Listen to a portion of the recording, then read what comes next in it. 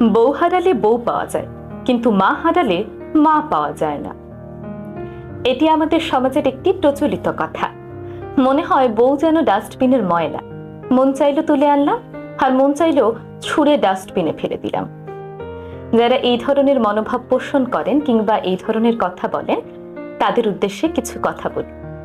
মা আর বউ দুজন দুই মেরুর, একজন জননী, আরেকজন সহধর্মিণী, একজন জন্মদাত্রী, আরেকজন পরিপূর্ণতা দানকারী।